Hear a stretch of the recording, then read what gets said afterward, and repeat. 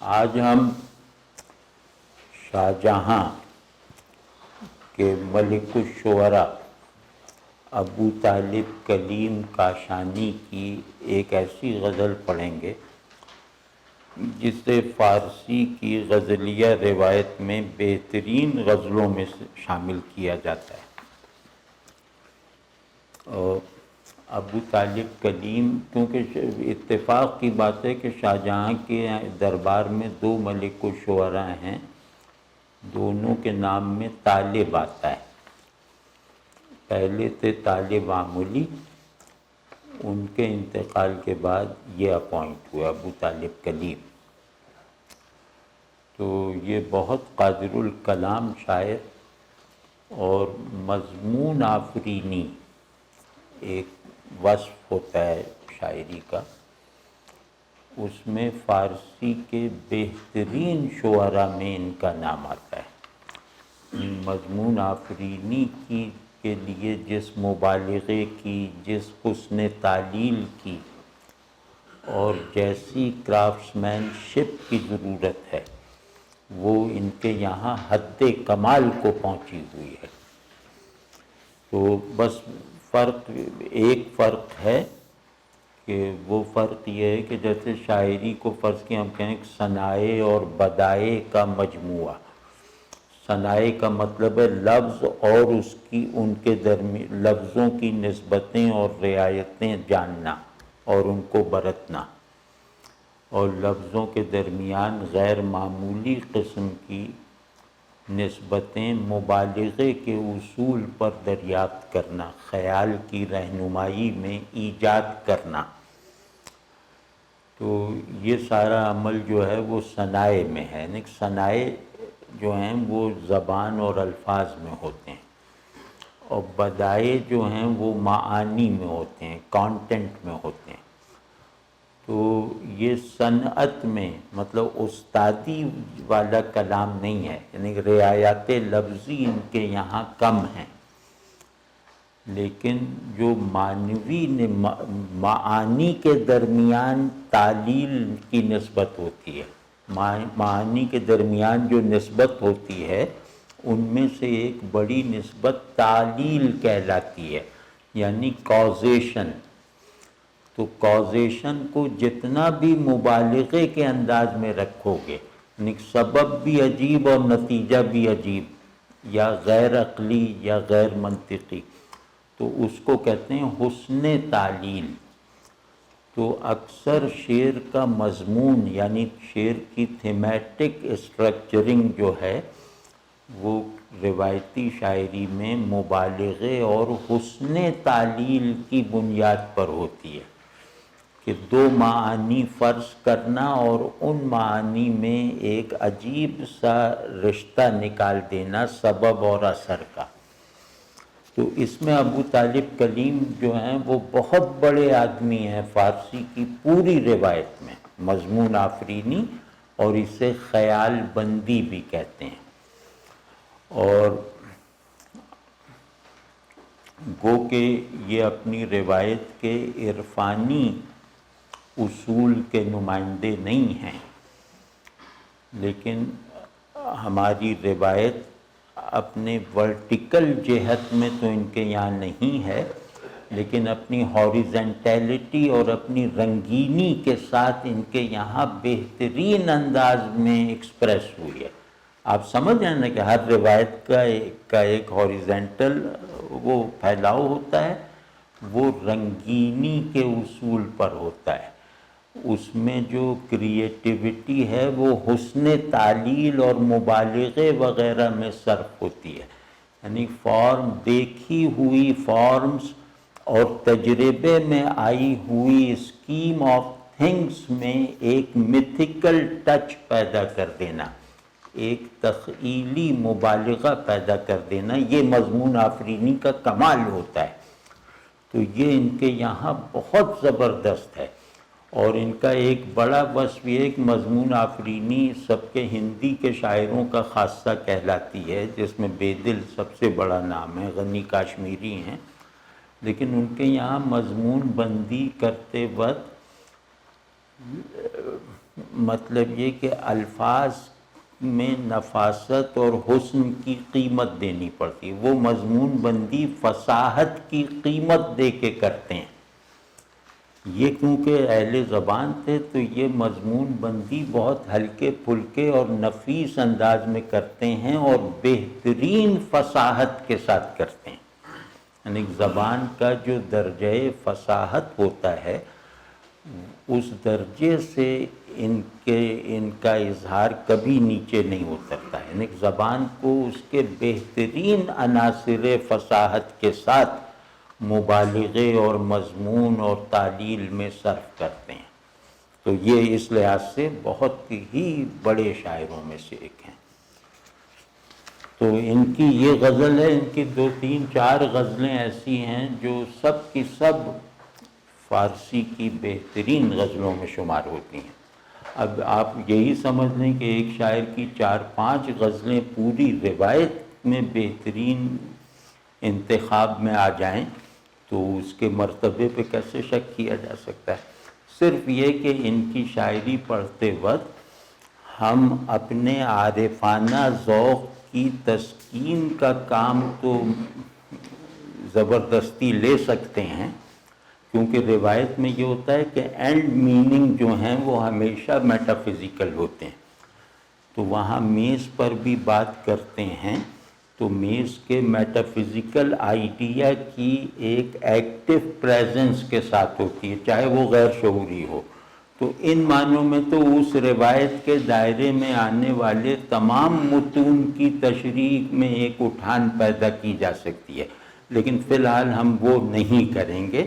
ہم صرف جیسے شاعری پڑھنے کا جو ایک معمول کا انداز ہے کہ اس سے لطف اندوز ہوں اور اس کی جمالیاتی رنگینی کو گریسپ کرنے کا عمل ہم کر سکیں، تو وہ دیکھیں گے۔ اب آپ سمجھ لیں کہ یہ شاعر جو ہے یہ دنیائے جمال میں رہتا ہے، یا یوں کہہ لیں کہ جہان عشق میں رہتا ہے، اور یہ تعلق کے اصول پر اس کے احوال بھی مرتب ہوتے ہیں اور اس کے خیالات بھی تشکیل پاتے ہیں۔ مطلب اس کا پورا ورلڈ ویو عاشقانہ ہے، اس لیے تعلق کی اساس پر ہے۔ یہ چیزوں کو تعلق کی نسبت کے بغیر سمجھنے، جاننے اور دیکھنے کا عادی نہیں ہے، ٹھیک ہے نا؟ یہ ہر چیز کو اس کے دوسرے کی نسبت سے دیکھتا اور قبول کرتا ہے، ٹھیک ہے؟ یہ پرسپیکٹیو ہے اس کا۔ تو نہ ہمی می رمضان نو گل خنداں از من، یہ صرف ایسا نہیں ہے، صرف اتنا نہیں ہے کہ وہ تازہ تازہ کھلا ہوا گل سرخ ہی مجھ سے دامن بچا رہا ہے، یعنی میری صورتحال فراق کی ہے، میں عاشق ہوں جو اپنی تقدیر فراق سے پیدا ہونے والی تاریخ میں زندہ ہوں، میں فراق کے ماحول میں سانس لے رہا ہوں، اور فراق کا وہ ماحول اتنا ہمگیر ہے، یعنی صرف ایسا نہیں ہے کہ ایک محبوب ہے میں اس سے فراق کے ماحول میں ہوں، بلکہ یہاں جو چیز بھی ہے وہ مجھ سے تعلق کی نسبت قائم کرنے پر آمادہ نہیں ہے۔ فراق میرے لیے ایک مکمل تنہائی اور لا تعلقی بن چکا ہے۔ اب وہ جو بات میں پہلے عرض کر رہا تھا کہ محبوب اگر حقیقی ہو تو اس کا فراق عاشق کو سب میں رہتے ہوئے سب سے لا تعلق کر دیتا ہے، یعنی محبوب کو نہ پا سکنا کسی بھی چیز کو پا سکنے کی صلاحیت ختم کر دیتا ہے، یا کسی چیز کو پا لینے کی امنگ ختم کر دیتا ہے، ٹھیک ہے نا؟ یہ کلیت ہوتی ہے۔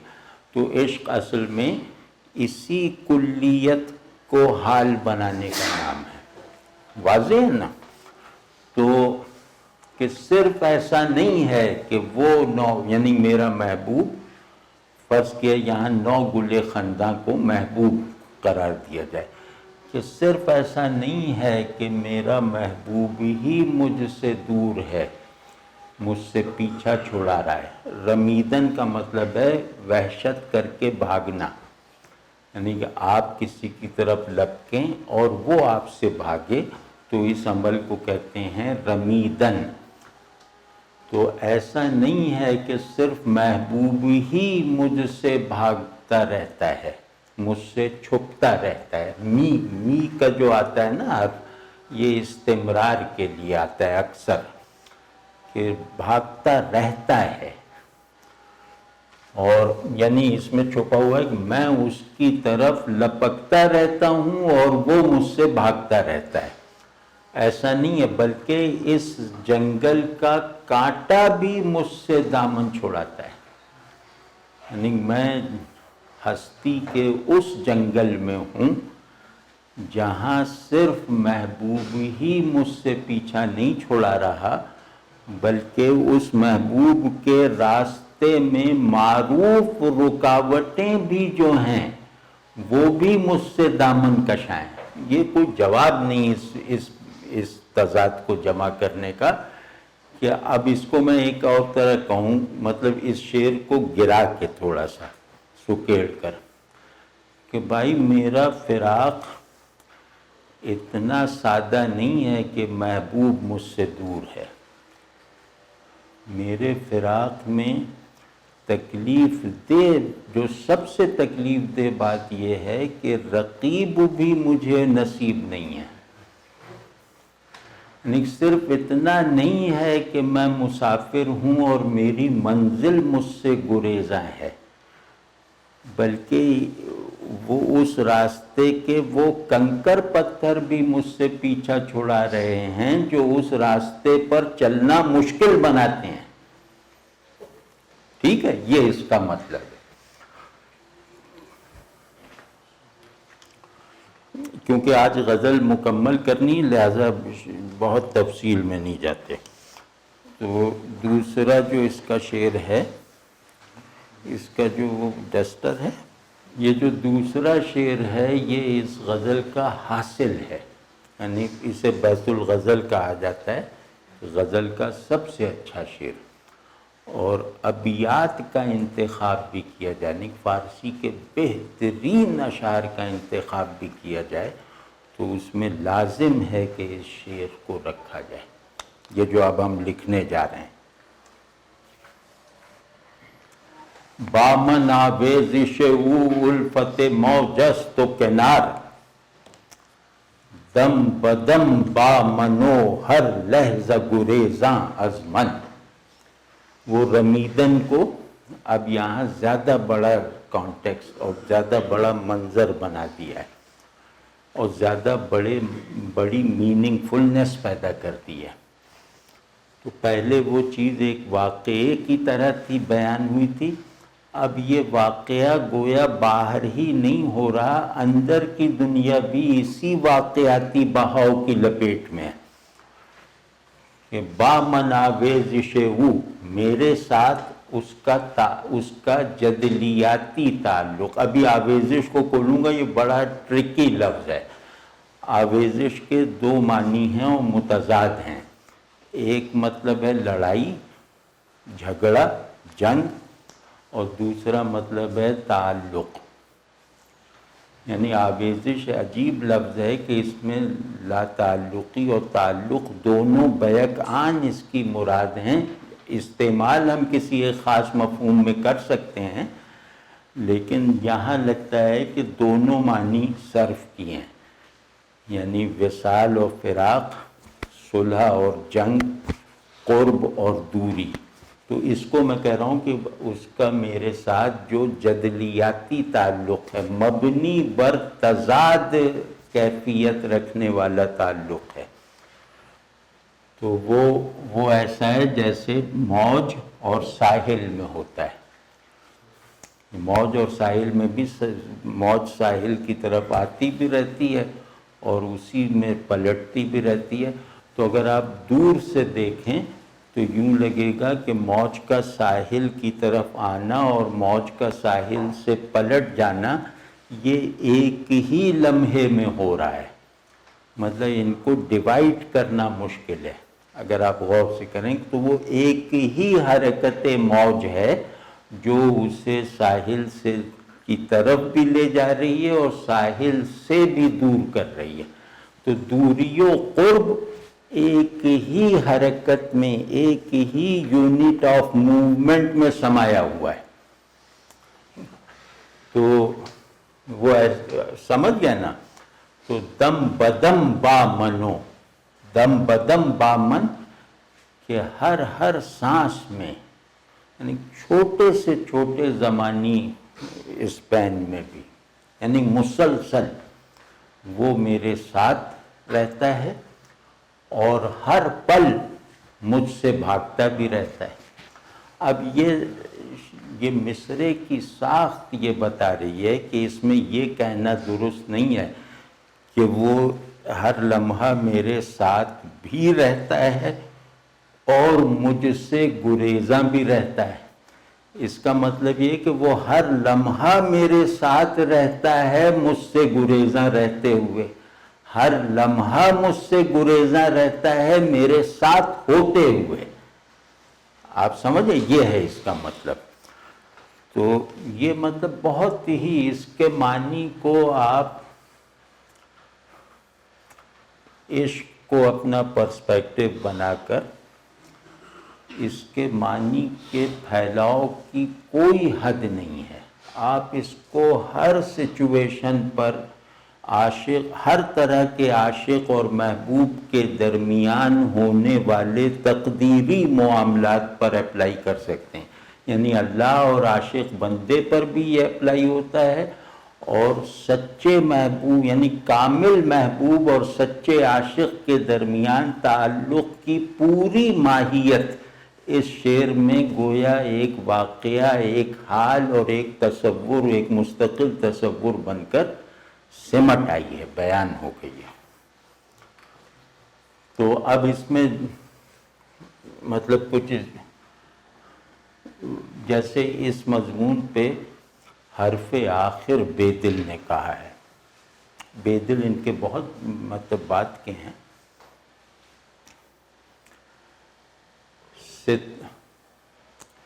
ہما عمر بات و قدح زدیم و نہ رفت رنج خمار ماں. یہ حرف آخر ہے. صرف یہ کہ اس سچویشن کا عرفانی ورژن بنایا جائے تو وہ بے دل کا شعر ہے. یعنی اس ورژن میں معنی کو اہمیت دی جائے تو وہ بے دل کا شعر ہے. اور اس منظر میں جو ہے وہ عرفانی مفاد نہ رکھا جائے، پیشن اور مطلب عشق کو جذبے کے طور پہ لیا جائے، تو پھر یہ شعر حرف آخر ہے. ٹھیک، یعنی عرفانی عشقی میں بے دل کا شعر حرف آخر ہے، اور جذبہ عشق اور اس کے احوال کے بیان کے طور پر یہ شعر انتہا ہے. تو بے دل کا شعر تو سمجھ تو گئے ہوں گے نا. ہما عمر بات و قضا زدیم و نہ رفت رنج خمار ماں، کہ ساری عمر میں تیرے ساتھ شراب پیتا رہا. یوں کہہ لیں کہ ہم ساری عمر ایک پیالے میں ایک شراب پیتے رہے، لیکن اس کے باوجود مجھ پر نشہ طاری ہونے کی بجائے نشہ ٹوٹنے کی کیفیت مسلط رہی. اس کا کوئی جواب نہیں ہے. لیکن اب خیر اس طرف جائیں گے تو بہت لمبا ہے. یہ ہم بے دل کی نشست میں کسی وقت پڑھیں گے یہ شعر. کہ شراب تیرے ساتھ پی جانے والی شراب نشہ چڑھا نہیں رہی تھی، نشہ اتار رہی تھی. تو چہ قیامتی کہ نمی رسی ز کنار ماں بکنار ماں، کہ تو بھی کیا قیامت ہے کہ ایک عمر میں بھی میرے ایک آغوش سے دوسرے آغوش تک نہ پہنچ سکا. یا میرے ایک سرے سے دوسرے سرے تک نہ پہنچ سکا، نہیں پہنچا۔ تو آویزش کے بارے میں جیسے میں نے عرض کیا کہ آویزش متضاد معانی میں صرف ہونے والا لفظ ہے۔ جنگ اور قرب، دوری اور قرب، یعنی تعلق اور لا تعلقی، دونوں اس کے معنی ہیں۔ تو عام طور پہ یہ، اور اس لفظ کا مطلب ہے لٹکنا، لٹکانا، آویزاں جس سے نکلا ہے نا، لٹکانا۔ تو اس میں اس لفظ کے جتنے بھی مفاہیم ہیں سب استعمال ہوئے ہیں اور سب مراد ہیں، کہ یہ جو شعر بتا رہا ہے اس میں ضروری ہے کہ ہم آویزش کو قرب اور جنگ، یعنی قرب اور بعد دونوں معنی میں لیں۔ یہ قدرت کلام کی انتہا ہوتی ہے۔ تو اور بالکل سادہ سے لفظ میں، اور اس کے کسی غیر معروف مفہوم کو اس میں ڈالے بغیر۔ بعض الفاظ ہوتے ہیں جو شاعر ان کے غیر معروف اور غیر مروج مفہوم کو ابھار دیتے ہیں اور معروف مطلب کو دبا دیتے ہیں، ایسے بہت سے شعر ہیں۔ لیکن اس میں جو دونوں متضاد مفاہیم ہیں وہ معروف ہیں، وہ پوری طرح مستعمل ہیں۔ تو اس نے دو متضاد معروف مفاہیم کو ایک ظرف میں سمو دیا ہے۔ تو اس لیے اس کا ترجمہ ہے جدلیاتی تعلق۔ تو اور الفت آپ سمجھتے ہیں، آویزش کے فوراً بعد الفت، آویزش کو اس نے دوسرا عنوان الفت کا دے دیا۔ الفت کسے کہتے ہیں؟ وہ جذبہ یا وہ امر حالی جو تعلق کا سبب بنے۔ الفت سمجھیں جوڑ کو کہتے ہیں۔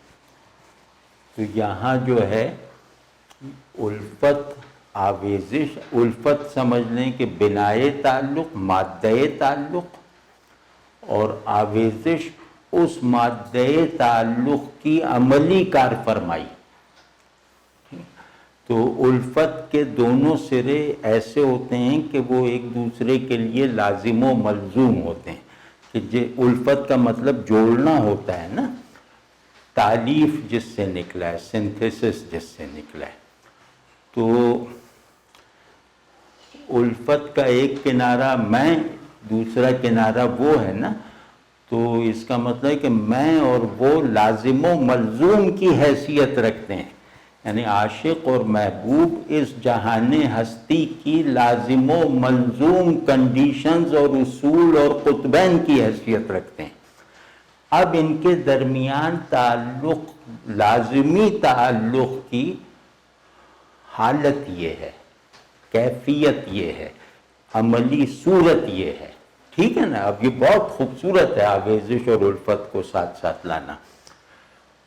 تو تشبیہ بھی بہت، اور تشبیہ کے بھی یہ بادشاہ ہیں، کیونکہ مضمون آرائی جو ہے نا وہ تشبیہ پر قدرت کے بغیر نہیں پیدا ہو سکتی، کیونکہ مضمون آفرینی کو جس مبالغے کی ضرورت ہوتی ہے، مبالغہ کہتے ہیں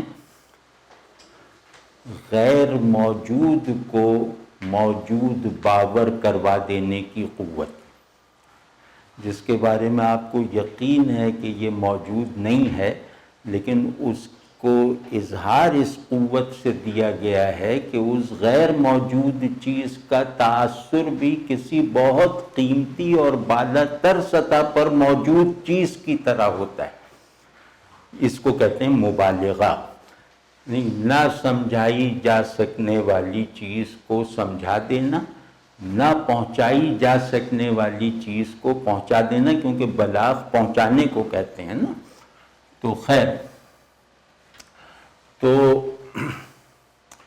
تشبیہ بھی ایسی دی ہے کہ جو اس میں مبالغے، اس میں جو چھپا ہوا مبالغہ ہے، یعنی شدت جو ہے، اس کو پوری طرح اس کی تائید کر دیتی ہے، بالکل اس کے لیے شاہد بن جاتی ہے جو ہر ایک کے علم میں ہے۔ یعنی اس گواہ پر اعتماد ہر ایک کو ہے. تو ایک خیال کو قابل اعتماد گواہ فراہم کر دینا یہ حسن مبالغہ ہے. ٹھیک ہے. تو موج اور کنار کا یہ تعلق ظاہر ہے میں نے بھی دیکھا، آپ نے بھی دیکھا، جس نے نہیں بھی دیکھا تو اس کو ویسا ہی یقین ہے جیسا دیکھنے والے کو ہے. ٹھیک ہے نا. تو دم بدم با منوہر لحظ گریزاں از من،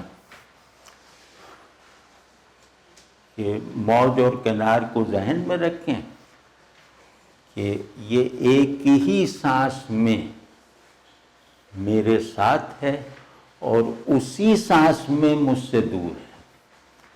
ایک ہی سانس میں میری طرف آ رہا ہے اور اسی سانس میں میری طرف سے جا رہا ہے، مجھ سے دور ہو رہا ہے. اس کو ذرا محسوس کرنے کی کوشش کریں کہ ایک ہی حرکت قرب اور بود دونوں کو پیدا کر رہی ہے. یہ بہت خوبصورت ہے. آپ سمجھ گئے نا کہ اس کا آنا ہی اس کا جانا ہے، اس کا جانا ہی اس کا آنا ہے. یہ آنے جانے کا فرق ذہن کی سہولت کی وجہ سے ہے، اس کی حقیقت کوئی نہیں ہے. اس کا آنا نہیں ہے، اس کا جانا نہیں ہے.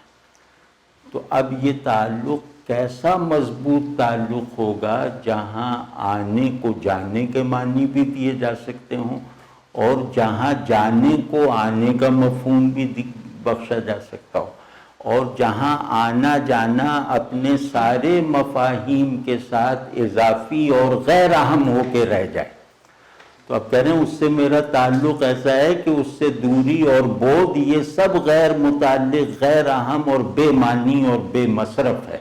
یہ ساری تمیز جو ہے وہ اس سچویشن پر میں لیو نہ کر سکنے کی کمزوری کی وجہ سے ذہن نے بنا رکھی ہے.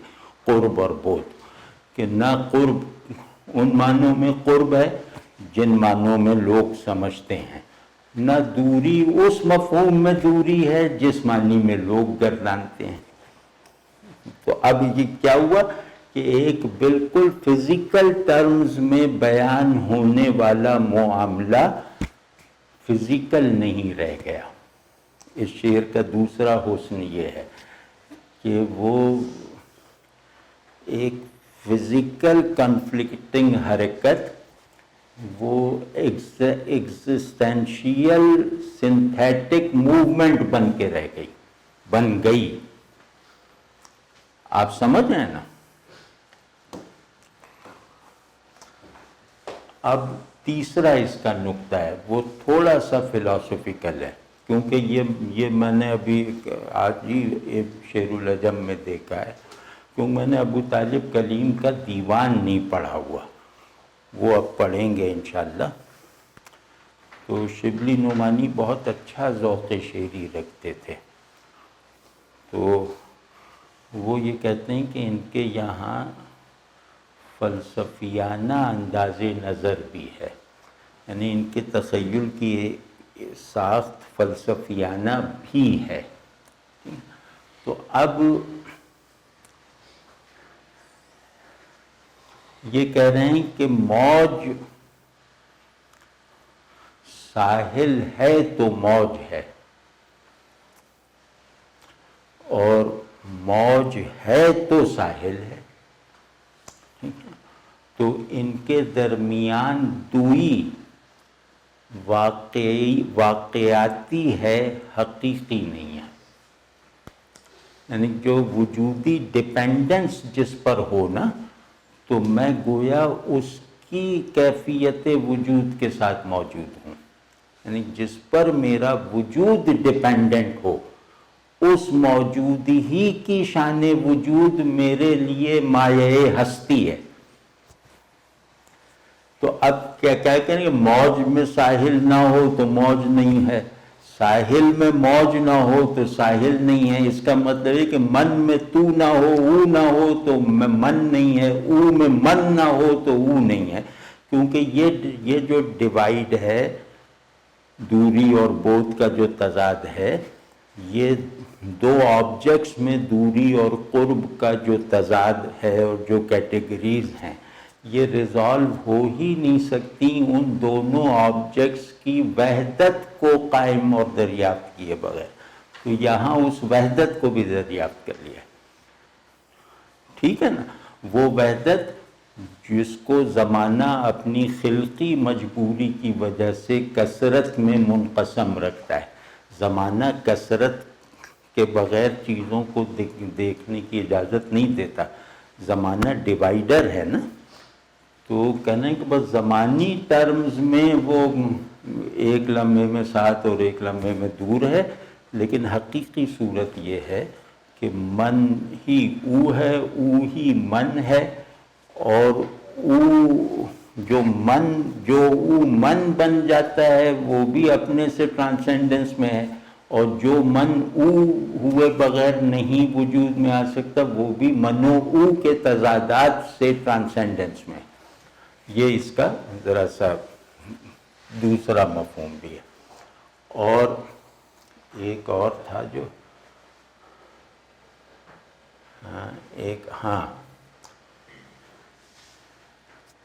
ایک اور اس میں رعایت سی ہے۔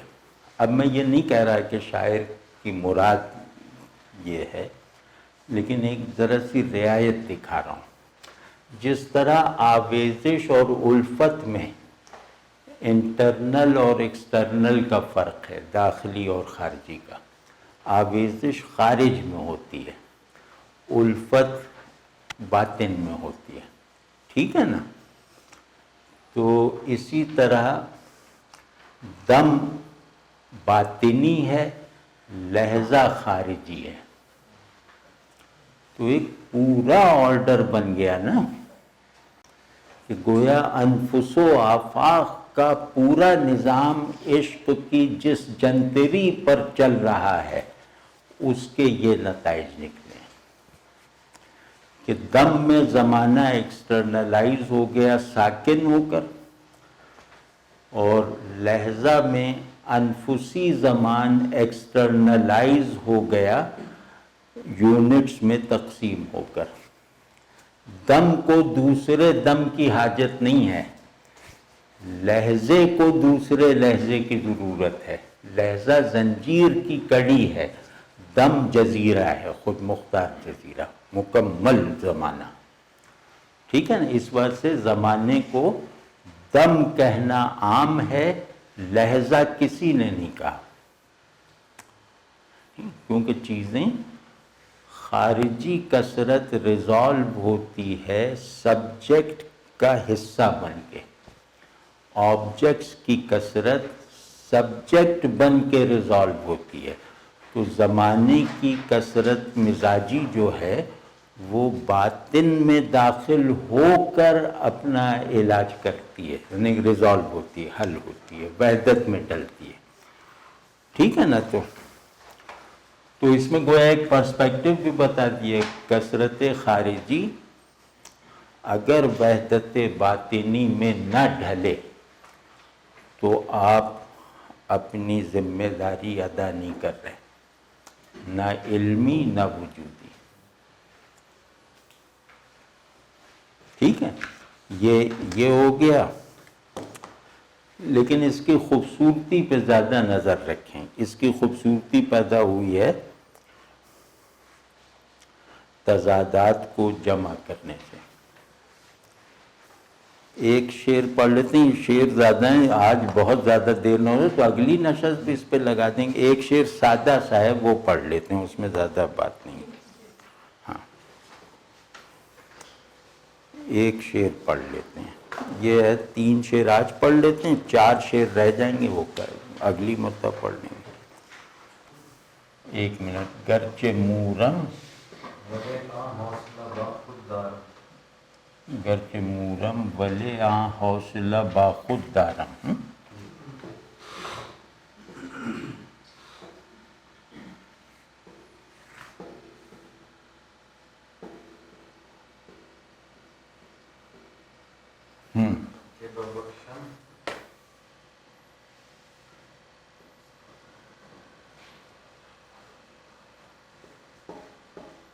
کہ وہ بخشم بابا در ملک سلیمان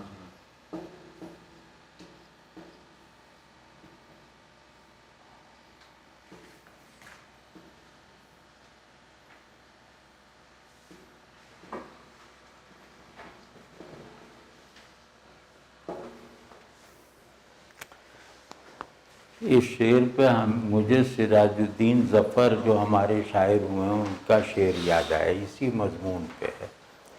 ظاہر فرق اتنا ہی ہے جتنا دونوں شاعروں میں ہے، لیکن وہ بھی اچھا شعر انہوں نے نکالا۔ مضمون یہی ہے کہ ملتی جو خدائی بھی تو رکھنے کی نہ تھی چیز، ملتی جو خدائی بھی تو رکھنے کی نہ تھی چیز، تقسیم اسے یاران ہوا خواہ میں کرتا۔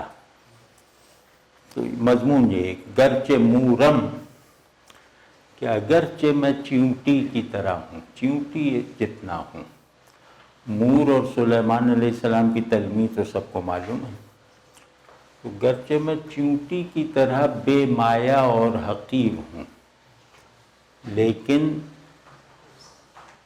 اپنے اندر ایسا حوصلہ سخاوت رکھتا ہوں، اپنے اندر ایسا حوصلہ رکھتا ہوں کہ بخشم، کہ لٹا دوں، تقسیم کر دوں، بانٹ دوں، بودر ملک سلیمان ازمن، اگر مجھے حضرت سلیمان جیسی سلطنت بھی مل جاتی تو اسے بھی لٹا دیتا۔ ہوں میں ضعیف چیونٹی جس کے پاس کچھ بھی نہیں، ظاہر ہے چیونٹی کے پاس کیا ہو سکتا ہے، تو میں ہوں اصل میں تو میں چیونٹی ہوں، لیکن اس کے باوجود اللہ نے مجھے ایسا حوصلہ دیا ہے۔ حوصلہ بہت خوبصورت مادہ ہے کہ ایسا حوصلہ دیا ہے کہ سلیمان علیہ السلام کی سلطنت بھی مل جاتی تو میں اسے بانٹ دیتا، لٹا دیتا۔ تو اس میں خوبصورتی مور اور سلیمان کی نسبت سے ہے، اور حوصلہ بہت خوبصورت ہے۔ حوصلہ با خود دارم، اگر سادہ سا ہوتا نا کہ ایسا حوصلہ رکھتا، حوصلہ دارم، تو اس سے خوبصورتی نہیں ہوتی۔ حوصلہ با خود دارم یعنی اپنے میں ایسا حوصلہ رکھتا ہوں یا اپنے ساتھ ایسا حوصلہ رکھتا ہوں۔ میں ہوں چیونٹی، لیکن اپنے سے بہت بڑی چیز اپنے سے جڑی ہوئی رکھتا ہوں۔ حوصلہ جیسے پہاڑ ہے، اور وہ چیونٹی کہہ رہی کہ یہ پہاڑ میں اپنے ساتھ اٹھائے پھرتا ہوں، اپنے اندر سموئے رکھتا ہوں، اس سے خوبصورتی پیدا ہو۔ اور دوسرا خوبصورتی کا عنصر ہے حوصلہ کے جو لفظی معنی ہیں، یہ تو حوصلہ کے مرادی معنی ہے نا، ہمت۔ حوصلہ کے لفظی معنی ہیں یہ جو گلے کا یہ حصہ ہوتا ہے نا، جسے پوٹا کہتے ہیں، پرندوں کا پوٹا، جہاں وہ جو دانے کھاتے ہیں وہ چبائے جانے کے بعد جہاں اکٹھا ہوتا ہے اسے حوصلہ کہتے ہیں۔ تو اب اس کو بالکل اس فزیکل مفہوم، یہ اس کے لفظی معنی ہیں، مطلب کوئی فرض نہیں کیا ہے۔ تو میرا حلق اتنا بڑا ہے کہ اگر اس حلق میں ملک سلیمان بھی رکھ دیا جائے چبائے ہوئے دانوں کی طرح تو میں اسے بھی اگل دوں۔ تو اتنا بڑا میرا وہ حلقوم ہے کہ اس میں ملک سلیمان سما سکتا ہے، وہ عجیب بات نہیں ہوگی، ویسے میں چیونٹی ہوں۔ تو یہ خوبصورتی ہے۔ حوصلہ کا یہ مطلب حافظ نے بھی باندھا ہے کہ دہان یار کے درمان درد حافظ بود، فغاں کے وقت مروت چہ تنگ حوصلہ شد۔ تو وہاں بھی حوصلہ اور دہان کی رعایت ہے وہ، لیکن حافظ کا شعر بہت بڑا ہے، وہاں حوصلہ پوری طرح متعلقات کے درمیان ہے، دہان، مروت اور حوصلہ۔ مروت کا بھی تعلق منہ سے ہے، تو یہ سب بہرحال۔ تو آج جو ہے وہ اتنا کر دیتے ہیں، اگلی نشست میں جس شعر سے آغاز کریں گے وہ اس غزل کا دوسرے نمبر پہ سب سے اچھا شعر ہے اور خوبصورتی میں بہت زیادہ ہے۔